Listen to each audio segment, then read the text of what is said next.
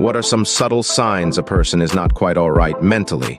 Before we start with the first story, please hit a subscribe and ring the notification bell to stay updated with us. Story 1. My brother is very repetitive. He will ask you something, you'll answer. The conversation around you will continue, and a few minutes later he will ask again, maybe a little different.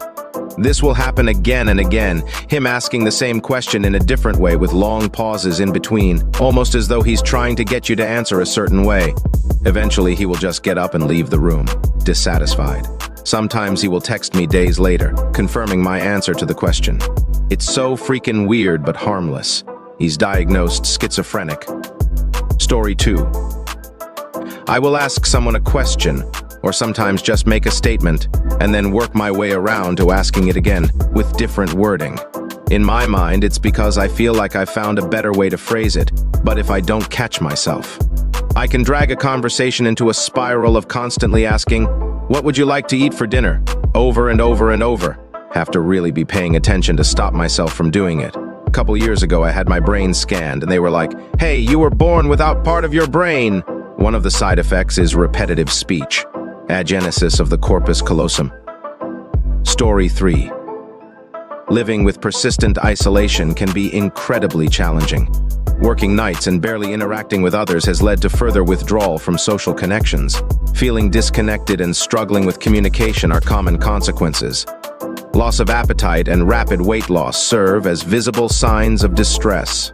The longing for escape from anguish is profound. However, it's crucial to recognize there's hope for healing and reconnecting with life's joys. Story 4.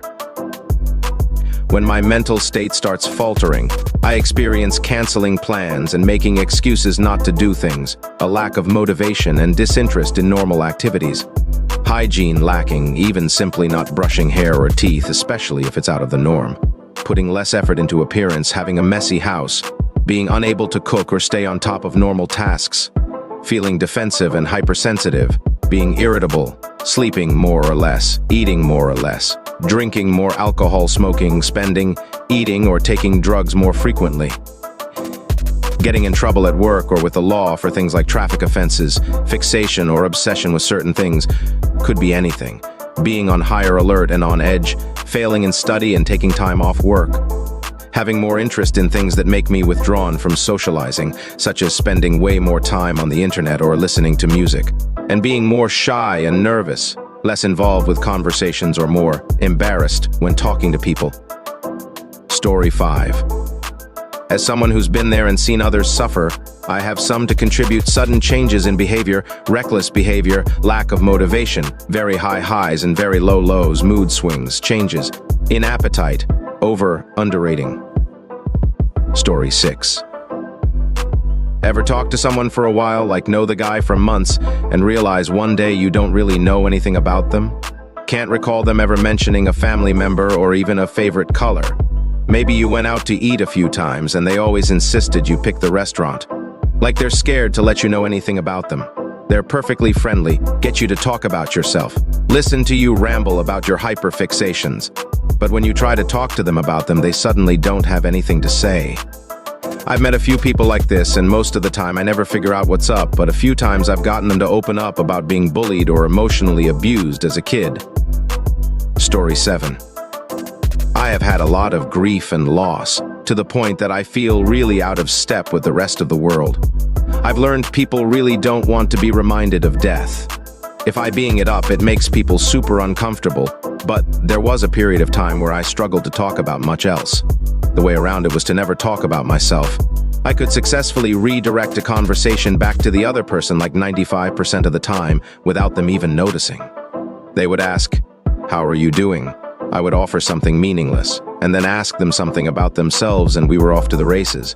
I was definitely not all there mentally, but most people do not really want to know or care. Story 8. If you are here and feeling worse about yourself, take heart in the fact that you are not alone. Unfortunately, there is no substitute for hard work in making yourself well. The hardest pet is when things are going really well and you feel like you'll be okay. Know that this is a lifelong process. There is no cure, but it will make you stronger and able to help others. Tell someone how you feel. Open yourself up. A friend, a social worker, a barista. Live in the moment. Make yourself happy before taking on relationships. You got this. Story 9. Imagine a bustling university campus where students eagerly immerse themselves in the complexities of the human mind. Among them is Sarah, a dedicated psychology student with a keen interest in unraveling the mysteries of mental health. As she delves deeper into her studies, Sarah becomes acutely aware of the subtle yet significant signs that can indicate underlying psychological issues. One day, while attending a lecture on mood disorders, Sarah finds herself captivated by the professor's discussion on inconsistent speech and sudden mood swings. Reflecting on her experiences with friends and class projects, Sarah realizes that behaviors like inconsistent speech, sudden mood swings, physical agitation, and delusional ideas can often be subtle signs of deeper mental health issues. Story 10. When I struggle with mental health issues like OCD or eating disorders, I find it hard to change my plans easily. My name is Alex. During my toughest times with OCD, I get stuck in strict routines. Every day I have to follow my plans exactly without any changes. If something doesn't go as I planned, it makes me super anxious. So, I stick to my routines very carefully to feel better. Dealing with eating disorders also makes it tough for me to be flexible with plans, especially about food. When I'm struggling with anorexia nervosa, my mealtimes become strict rituals. I feel like I have to control everything about my meals. If anything goes differently, it makes me very uncomfortable and anxious. It shows how much the disorder takes over my ability to handle changes. Story 11. I work in the mental health sector and have my own mental illness. When you say not quite all right mentally, I interpret it as also covering people who are experiencing passive or active self-harming thoughts. You need to have a gentle, private, non-judgmental conversation with them if they talk about hurting themselves or others. They often make cryptic remarks like, "Not long left now. It will all be over soon. There is no point in being alive," or make flippant jokes about harming themselves. You have noticed a sudden, drastic change in demeanor. They used to seem depressed and withdrawn, but they are suddenly really happy and outgoing and making plans to see people they have not talked to in ages. This is often a sign that they have created a plan and date for self-harm, so they want to say their final goodbyes. If someone discloses to you that they have been having self-harming thoughts, take it very seriously. Don't panic. Ask about whether they have made any attempts or planning to do so, whether they have anything at home that they could use to harm themselves if anyone else knows, etc. if they live with someone. Can that person hide the object they are planning on using to harm themselves? A couple of pointers. Stay calm. Reassure them that you are there to help, not judge, and that you don't think they are a bad person for feeling this way. Give them your full undivided attention. Do not leave them on their own. The vast majority of incidents happen when the person is alone. If you can't stay, call one of their friends to come over. Fill in said friend on the situation. Respectfully persuade them to let you take them to the hospital and see a mental health professional. Do not keep the disclosure to yourself. They will need a network of trusted people to keep them out of harm's way. Always let them know that you have to tell a professional. Ask which one of their loved ones should know about what is going on. This should be a trusted adult. Some people's loved ones are dangerous, volatile, unpredictable, and cannot be trusted with this info. Tell them about what you are doing. Be transparent. There is nothing worse than making a person feel powerless. If you suspect that someone is experiencing self-harming thoughts but they have not said so, have a conversation with them and, if appropriate, ask if they have thought about it. Contrary to popular belief, this will not put ideas in their head. If they are depressed, chances are they have already thought about it, however fleetingly. Studies show that people who have been saved from such situations experienced relief and gladness when someone kindly reached out and asked them if they were feeling this way. Also, call it what it is. Self-harming thoughts, harming themselves, etc. Don't say, "Don't do anything stupid." Not only is this vague, it will make them feel ashamed and less likely to let you help them. Give information, i.e. where they can seek help, not opinions, i.e. it's cowardly. Hopefully you won't have to use this advice, but if you do, I hope it's handy. Story 12. Discovering that in romantic relationships, Fluctuating between being overly affectionate one day and completely cold the next without apparent reason can be a sign of a personality disorder. Was a profound revelation for me. For far too long, I had accepted this behavior as normal, attributing it to the complexities of relationships or my own shortcomings. However, understanding that it could indicate deeper psychological issues opened my eyes to a new perspective. The inconsistency in affection, where one moment is filled with warmth and intimacy, and the next is marked by emotional distance and detachment, can create a tumultuous and confusing dynamic within a relationship. It can leave the partner feeling bewildered, unsure of where they stand or what they've done to trigger such drastic shifts in behavior. This pattern of extreme fluctuations can erode trust, stability, and emotional security, leading to feelings of anxiety, insecurity, and self-doubt. Realizing that this behavior may stem from a personality disorder was both enlightening and unsettling.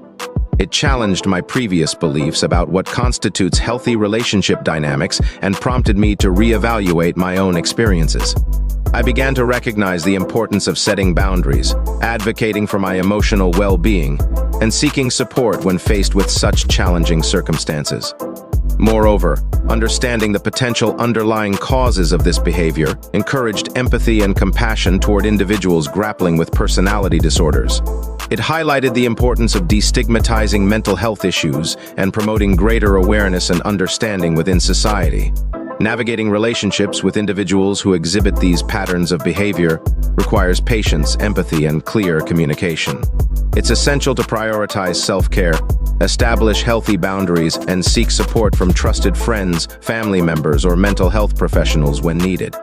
By shedding light on the connection between fluctuating affection and personality disorders, I gained a deeper understanding of the complexities of human behavior and the importance of prioritizing emotional well-being in all relationships. Story 13. When individuals occasionally engage in self-deprecating humor or make light comments about their own character, it can often be seen as a way of acknowledging their imperfections or quirks. It's a form of self-awareness and can even foster a sense of relatability with others. However, if these comments become a pervasive pattern, it could indicate deeper feelings of inadequacy or low self-esteem. Constant self-criticism may be a cry for help, signaling underlying emotional struggles that need attention and support. In such cases, checking in on them with genuine concern and empathy can be incredibly valuable, offering a lifeline to someone who may be silently battling their inner demons. Moreover, individuals who frequently check in on others may have various motivations driving their actions.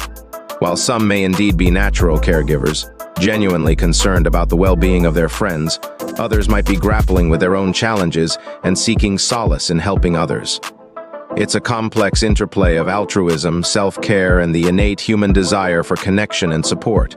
Understanding these dynamics can help foster a culture of compassion and mutual support, where everyone feels comfortable both offering and receiving help when needed.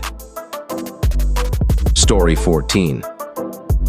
It's been quite a journey since the arrival of our third child.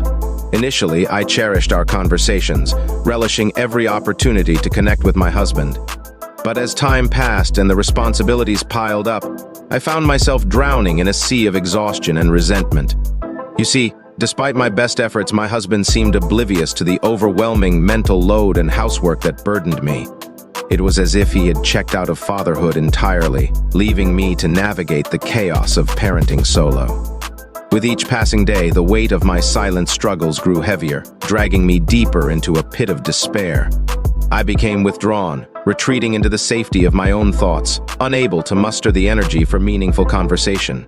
My husband would speak, and I would nod along, the words washing over me like distant echoes. It's not that I didn't want to communicate, I simply lacked the desire, the motivation to engage in the exhausting dance of dialogue. Even my interactions with friends dwindled, the once vibrant exchanges now reduced to fleeting moments of polite small talk. It wasn't that I didn't value their friendship. It was just that every ounce of energy I had was reserved for my children and my mother.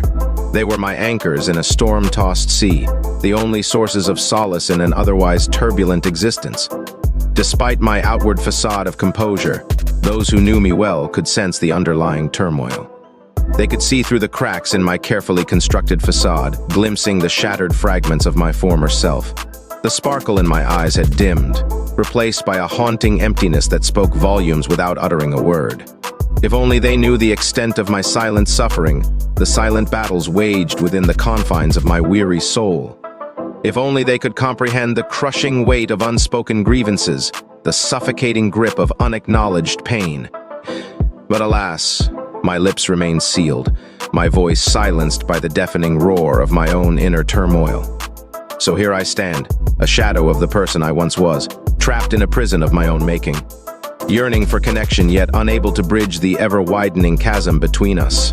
Hoping against hope that someday, somehow, I'll find the courage to break free from the suffocating silence and reclaim the lost art of conversation. Until then, I remain a silent observer in a world of noise, longing for the day when my voice will once again be heard. Story 15. Living with the aftermath of an embolism has been tough for me. I've had loads of brain scans, trying to figure out what's going on up there. But no one's ever mentioned that I might be missing a part of my brain. Strange, right? Anyway, the embolism left me with some brain damage, which makes things a bit trickier. One big issue is that I keep repeating myself without realizing it. My family gets annoyed because I'll tell the same story over and over again. It's like my brain gets stuck on repeat, and I can't stop it. Sometimes when people talk to me, it's like their words don't quite sink in. It's as if they're speaking gibberish, and I can't understand what they're saying. Other times I'll ask a question, but then I'll totally zone out and forget what they said. So, I end up asking the same question a bunch of times until I finally get it. It's frustrating, you know? But I'm trying my best to deal with it. I might have some brain damage, but I'm not gonna let it hold me back. I'll keep pushing forward one conversation at a time. Alright folks, that's a wrap. If you like more of this, please hit a thumbs up and subscribe to the channel. You can also share your thoughts in the comment below. I'll see you in the next video.